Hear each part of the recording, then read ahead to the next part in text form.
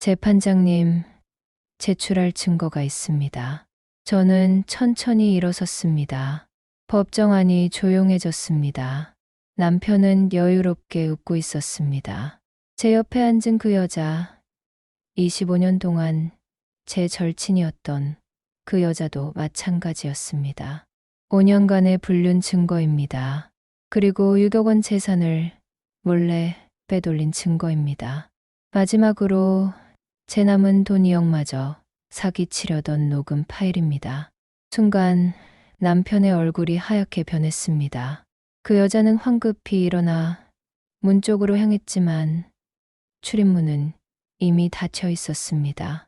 30년을 함께 산 남편과 25년 함께한 친구가 저를 이렇게 버릴 수 있다는 것을 그날 알았습니다. 하지만 저는 포기하지 않았습니다. 이 이야기는 2023년 3월 경기도 평택에서 시작됐습니다. 제 이름은 한수진, 54입니다. 30년을 헌신한 가정이 하루아침에 무너지던 그날을 아직도 또렷이 기억합니다.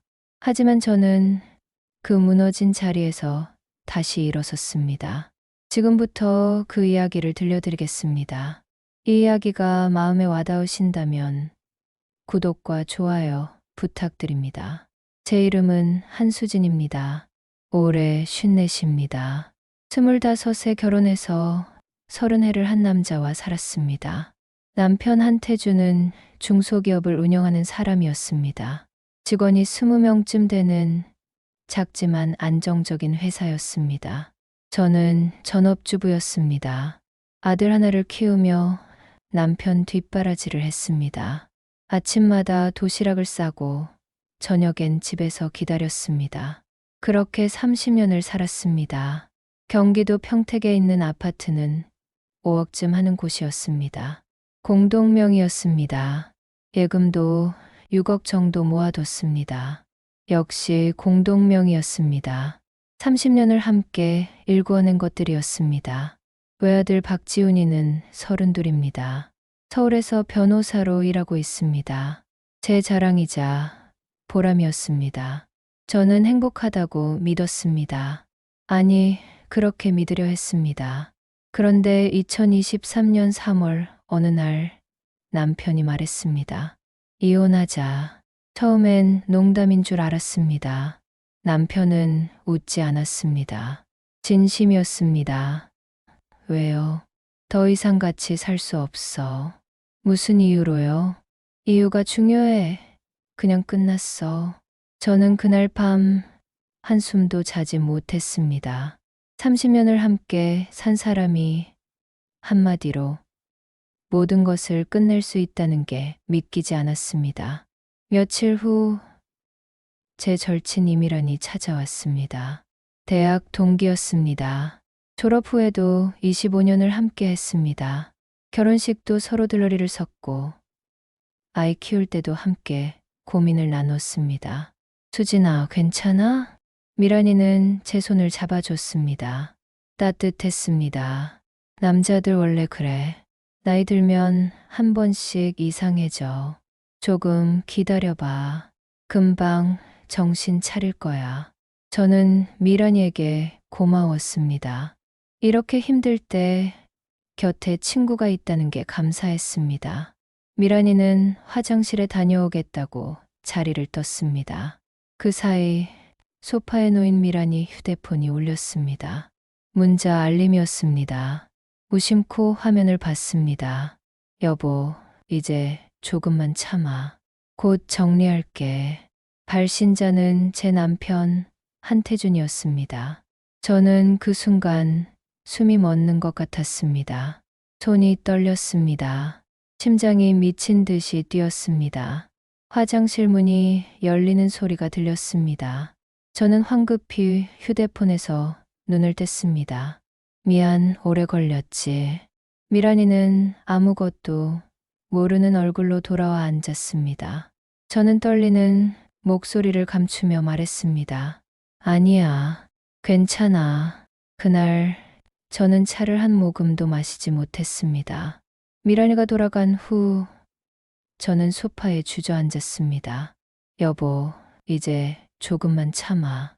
곧 정리할게. 그 문자가 머릿속에서 떠나지 않았습니다. 여보. 제 남편을 여보라고 부르는 사람. 25년 동안 제 절친이었던 사람. 저는 그 순간 모든 것이 연결되는 것을 느꼈습니다. 남편의 갑작스러운 이혼 요구. 미란이가 지나치게 자주 찾아왔던 것. 미란이가 위로한다며 남편 이야기를 유독 많이 물어봤던 것. 저는 떨리는 손으로 휴대폰을 들었습니다. 남편 태준의 통화 내역을 확인했습니다. 미란이의 번호가 즐비했습니다. 하루에도 서너 통씩, 몇 년을 거슬러 올라가도 마찬가지였습니다. 최소 5년입니다. 5년 동안 제 옆에서 저를 위로하던 친구가 제 남편과 그런 관계였습니다. 저는 화장실로 달려가 토했습니다. 다음 날 저는 아무렇지 않은 척 남편에게 물었습니다. 이혼하면 재산은 어떻게 하려고? 그건 변호사랑 상의해야지. 집이랑 예금은 반반 나누는 거 아니에요? 글쎄, 법적으로 정리해야 할 것 같은데 남편의 태도는 어딘가 이상했습니다. 너무 여유로웠습니다. 불안한 마음에 저는 등기부등본을 떼어봤습니다. 아파트 등기부등본, 주소 경기도 평택시 비전동, 소유자 한태준, 공동 명의가 아니었습니다. 한태준 단독 명의였습니다. 저는 즉시 은행으로 달려갔습니다. 6억 예금 계좌. 고객님, 이 계좌는 2021년 5월에 한태준님 단독 명의로 변경되셨어요. 제가 동의한 적 없는데요. 서류에 고객님 서명이 있으신데요. 확인해 보시겠어요? 서류를 확인했습니다. 제 도장이 찍혀 있었습니다. 하지만 저는 이 서류를 본 적이 없었습니다. 이게 언제 변경된 거죠? 2021년 5월이요. 그리고 그 전에도 조금씩 명의 변경하신 내역이 있으시네요. 2020년부터요. 저는 그제야 깨달았습니다. 이혼은 갑작스러운 결정이 아니었습니다. 최소 3년 전부터 계획된 것이었습니다. 제가 모르는 사이 30년 함께 모은 재산이 전부 남편 명의로 넘어가 있었습니다. 집 5억, 예금 6억, 총 11억입니다. 제 명의로 남은 건 제 개인 계좌에 있던 2억뿐이었습니다. 친정어머니 유산으로 받은 돈이었습니다. 저는 그날 밤 집 안을 걸어다니며 모든 것을 확인했습니다. 가구, 가전제품, 심지어 그릇 하나까지. 이 모든 것이 제가 골라서 샀습니다. 30년 동안 제가 꾸려온 집이었습니다. 하지만 이제 이 집은 제 것이 아니었습니다. 남편 태주는 거실에 앉아 TV를 보고 있었습니다. 태연한 얼굴이었습니다. 뭘 그렇게 서성이고 다녀? 아무것도 아니에요. 저는 방으로 들어가 문을 닫았습니다. 이틀 후 미란이가 또 찾아왔습니다. 수진아, 요즘 얼굴이 왜 이래? 많이 힘들지? 응, 좀 그래. 이혼 이야기는 어떻게 됐어? 잘 모르겠어. 태준이가 변호사랑 상의하자는데 재산 분할은? 미란이의 눈빛이 잠깐 날카로워졌습니다. 금방 부드러워졌지만 저는 놓치지 않았습니다. 그것도 변호사랑 상의해야 할 것 같아. 집이랑 예금 있잖아. 당연히 반반 나눠야지. 너무 억울해하지 마. 내가 좋은 변호사 알아봐 줄게. 미란이는 제 손을 다시 잡아줬습니다. 따뜻한 손이었습니다. 하지만 저는 이제 알았습니다. 그 손이 얼마나 차가운 손인지. 미란이가 돌아간 후 저는 휴대폰을 꺼냈습니다. 서울에 있는 아들 지훈에게 전화했습니다. 엄마 왜? 무슨 일 있어? 지훈아, 엄마가 너한테 할 말이 있어. 저는 모든 것을 말했습니다. 남편의 불륜, 미란이의 배신, 재산이 모두 빠져나간 것. 전화 너머로 한동안 침묵이 흘렀습니다. 엄마, 내일 평택 내려갈게. 아무 말도 하지 말고 기다려. 다음 날 저녁 아들 지훈이 집에 왔습니다. 아빠한테는 친구 만나러 왔다고 말하라고 했습니다. 지훈이는 제가 준비한 서류들을 꼼꼼히 살펴봤습니다. 등기부등본, 은행 거래 내역, 남편과 미란이의 통화 내역. 엄마, 이거 명의 변경할 때 도장 직접 찍었어? 아니, 나는 이런 서류 본 적도 없어. 그럼 위조야. 충분히 다툴 수 있어. 하지만 2년이나 지났는데 지금 문제 삼을 수 있을까? 할 수 있어. 엄마가 사기당한 거야. 그런데 엄마, 지훈이는 잠시 망설이다 말했습니다. 이혼 소송하면 불륜 증거가 필요해. 지금 가진 건 통화 내역뿐이잖아. 더 확실한 증거가 필요해. 무슨 증거? 문자 내용, 만남 장소, 호텔 영수증, 뭐든지. 저는 고개를 끄덕였습니다. 알았어. 그리고 엄마, 한 가지 더. 뭔데? 지금부터 절대 감정 드러내면 안 돼. 아빠한테도, 미란 이모한테도 아무것도 모르는 척 해야 해. 알겠지? 알았어. 그날 밤부터 저는 연기를 시작했습니다. 4월 중순 미란이가 또 찾아왔습니다. 이번엔 밝은 얼굴이었습니다. 수진아, 나 좋은 소식 있어. 무슨 소식? 내가 새 사업 시작하려고 해. 온라인 쇼핑몰. 요즘 대박이잖아. 그래? 잘 됐네. 근데 투자자가 필요해. 너 혹시 관심 없어? 제 심장이 쿵 떨어지는 것 같았습니다. 하지만 저는 아무렇지 않은 척 했습니다. 투자. 나는 돈이 없는데. 이혼하면 재산 분할받잖아. 그거 좀 투자해봐. 1년 안에 2배로 불려줄게. 장담해. 얼마나 필요한데. 2억 정도. 너 개인 계좌에 돈 있잖아. 그거 좀 투자해봐. 나 믿고. 저는 그 순간 알았습니다. 미란이는 제 남은 돈 2억마저 노리고 있었습니다. 저는 웃으며 말했습니다. 생각해 볼게. 좋은 기회 같긴 한데 지금은 머리가 복잡해서. 그래, 천천히 생각해봐. 나는 내가 이번 기회로 새 출발했으면 좋겠어. 미란이는 다정하게 웃었습니다. 제 남은 재산마저 빼앗으려는 사람의 얼굴이었습니다. 미란이가 돌아간 후 저는 즉시 아들 지훈에게 전화했습니다. 미란 이모가 사업 투자하라고 하는데 2억 달래. 역시 그렇게 나왔구나. 엄마, 투자한다고 해. 대신 만날 때마다 녹음해. 녹음. 응. 사기 증거로 쓸 거야. 다음 날부터 저는 미란이를 만날 때마다 휴대폰 녹음 기능을 켰습니다. 미란이는 사업 계획을 열정적으로 설명했습니다. 수진아, 이거 완전 대박이야. 내가 아는 사람이 중국에 공장 있거든.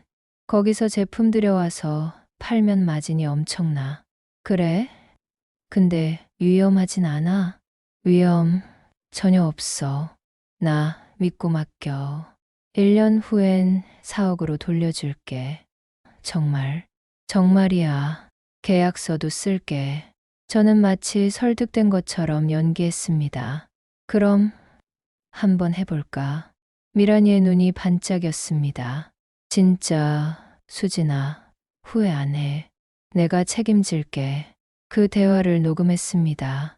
며칠 후 미란이는 계약서를 들고 왔습니다. 간단한 차용증이었습니다. 여기 서명만 하면 돼. 1년 후에 4억 돌려준다고 써놨어. 저는 계약서를 천천히 읽었습니다. 법적 효력이 있는지 의심스러운 내용이었습니다. 미란아, 이거 변호사 검토 한번 받아볼까? 순간 미란이의 표정이 굳었습니다. 뭐, 나 안 믿어? 아니, 그게 아니라. 수진아, 우리 25년 친구잖아. 내가 너 속일 것 같아? 저는 고개를 저었습니다. 미안해. 내가 요즘 예민해서. 괜히 그랬어. 괜찮아. 이해해. 미란이는 다시 부드럽게 웃었습니다. 그럼 언제 돈 줄 수 있어? 이번 주 안에 줄게. 고마워, 수진아. 정말 고마워. 미란이가 돌아간 후 저는 녹음 파일을 지훈에게 보냈습니다. 엄마, 완벽해. 이 정도면 사기 미수로 고소할 수 있어. 정말. 응. 근데 엄마, 진짜 돈 주는 척 해야 해. 그래야 사기죄가 성립돼. 알았어. 그런데 문제는 따로 있었습니다. 5월 초 남편 태준이 정식으로 이혼 소송을 제기했습니다. 법원에서 통지서가 날아왔습니다. 소장을 읽어보니 재산 분할 요구가 전혀 없었습니다. 남편은 제게 단 한 푼도 줄 생각이 없었습니다. 저는 변호사 사무실을 찾아갔습니다. 지훈이가 소개해준 변호사였습니다. 어머님, 이건 명백한 재산은닉입니다. 그런데 문제는 명예 변경이 2년 전에 이뤄졌다는 거예요. 그럼 못 찾아오나요? 아니요. 어머님이 사기당했다는 걸 증명하면 됩니다. 서명 위조 감정을 해야 해요. 그게 가능한가요? 해봐야죠. 그리고 불륜 증거는 확보하셨나요? 통화, 내역이랑 문자 일부요. 더 필요합니다. 호텔 영수증이나 목격 증언 같은 거요. 저는 막막했습니다. 어떻게 그런 증거를 구하죠? 그날 밤 저는 남편의 서재를 뒤졌습니다. 남편이 잠든 사이 조용히 문을 열고 들어갔습니다. 서랍 안에는 영수증 몇 장이 있었습니다. 호텔 영수증이었습니다. 2021년 7월 12일 수원 호텔 커플룸, 2022년 3월 5일 인천 호텔 스위트룸, 2022년 9월 18일 서울 호텔 디럭스룸. 최소 3년간의 기록이었습니다. 저는 조용히 사진을 찍었습니다. 또한 남편의 노트북을 켰습니다. 비밀번호는 제 생일이었습니다. 아이러니했습니다.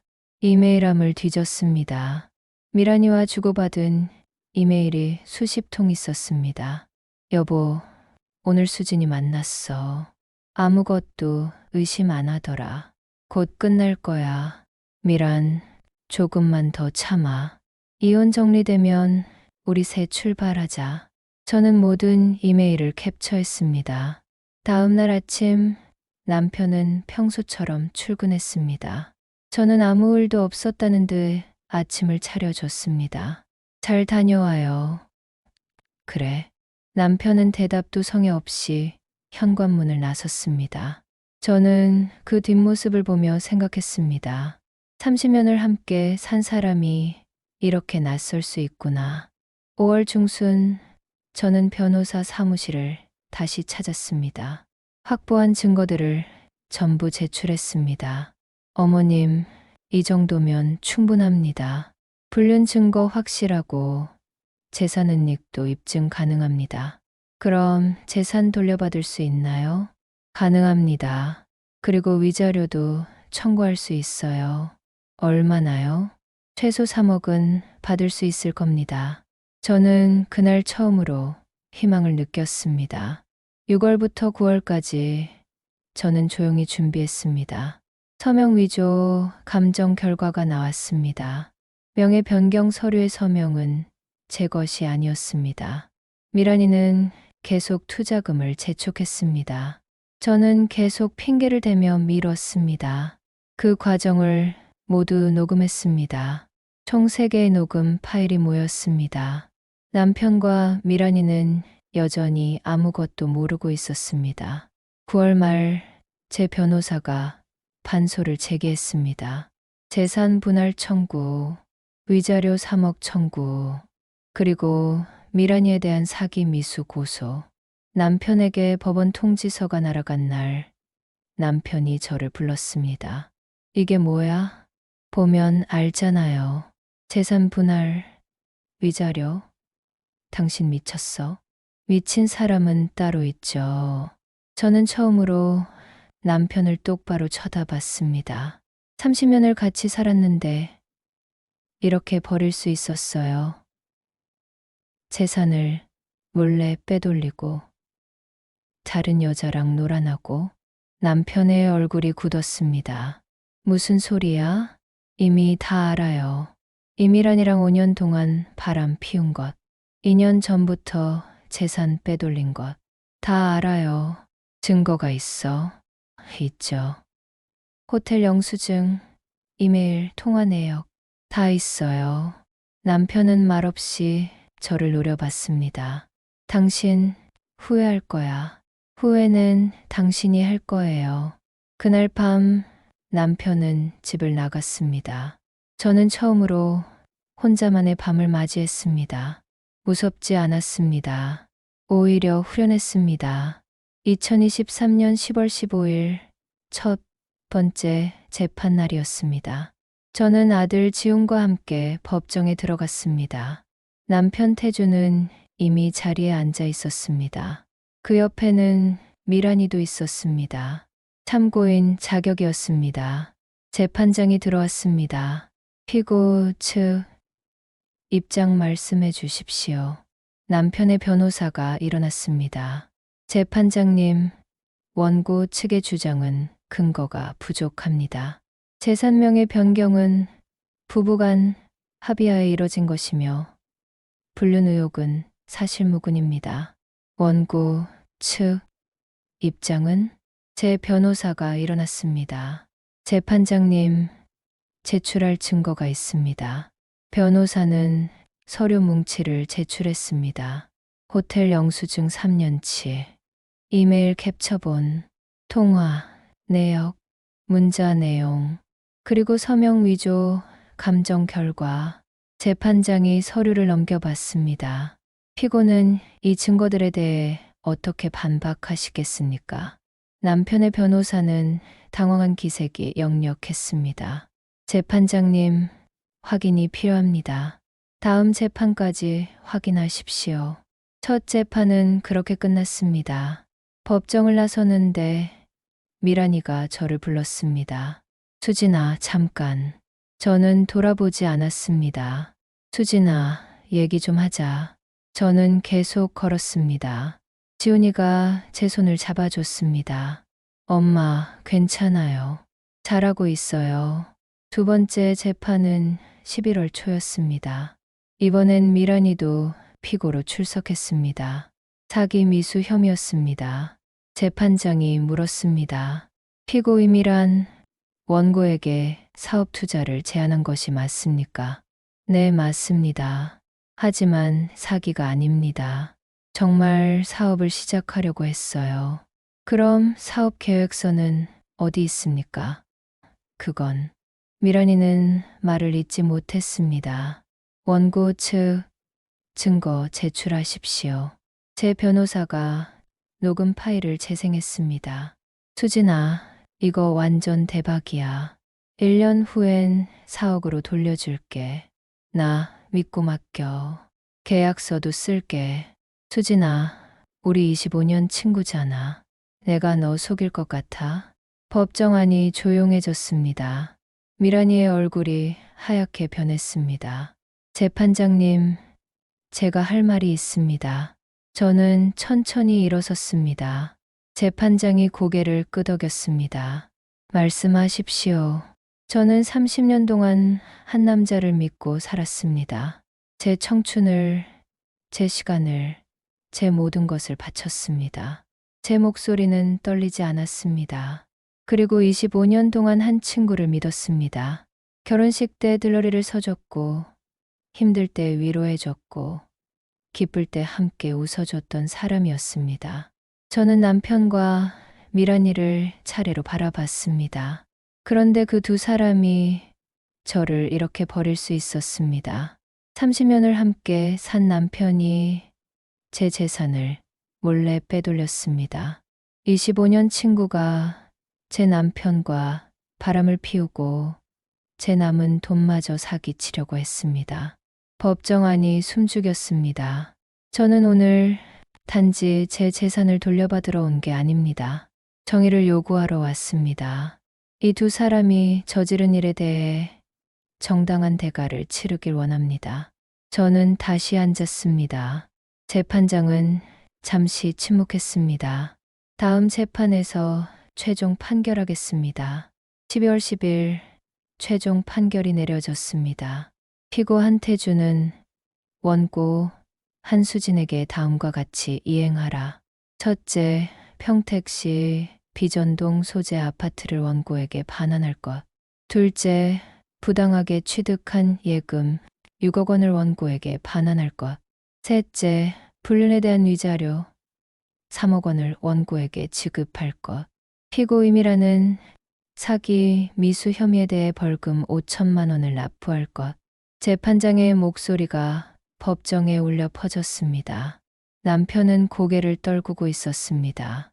미란이는 황급히 법정을 나가려 했지만 출입문 앞에 사람들이 있었습니다. 저는 두 사람을 마지막으로 바라봤습니다. 30년을 함께 산 사람을, 25년 친구를 이렇게 쉽게 버릴 수 있었어요? 이제 대가를 치르세요. 법정을 나서며 아들 지훈이 제 손을 잡았습니다. 엄마, 고생 많으셨어요. 아니야, 이제 시작이야. 그날 저는 처음으로 편안하게 잠들었습니다. 2024년 5월입니다. 6개월이 지났습니다. 저는 지금 평택 구도심에 있는 작은 카페를 운영하고 있습니다. 수진의 오후라는 이름입니다. 30평 남짓한 공간입니다. 창가에는 햇살이 잘 드는 테이블이 있고 벽에는 제가 좋아하는 그림들이 걸려 있습니다. 손님이 많지는 않습니다. 하루에 10명 정도 옵니다. 대부분 동네 주민들입니다. 저는 그들에게 커피를 내려드리고 이야기를 들어줍니다. 57의 나이에 새로 시작하는 삶입니다. 아들 지훈이는 주말마다 평택에 내려옵니다. 카페 일을 도와줍니다. 어느 토요일 오후 지훈이가 물었습니다. 엄마, 후회 안 해요? 후회, 뭘? 30년을 아빠랑 산 거요. 시간 낭비 아니었어요? 저는 잠시 생각했습니다. 낭비는 아니었어. 그 30년이 있었기에 지금의 내가 있는 거니까. 그래도 아깝잖아요. 아까운 게 아니야. 배운 거지. 뭘 배웠는데요?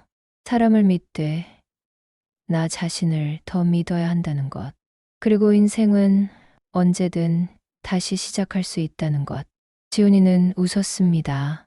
엄마 멋있어요. 저는 아들의 머리를 쓰다듬었습니다. 카페 문이 열렸습니다.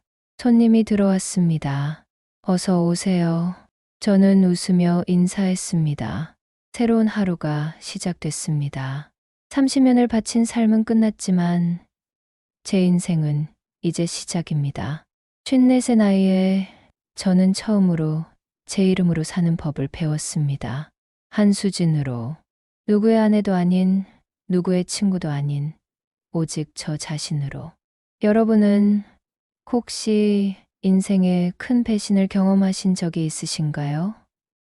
그때 어떻게 극복하셨는지, 또는 지금 힘든 시간을 보내고 계신다면 어떤 마음이신지 댓글로 나눠주시면 함께 이야기 나누고 싶습니다. 오늘도 들어주셔서 감사합니다.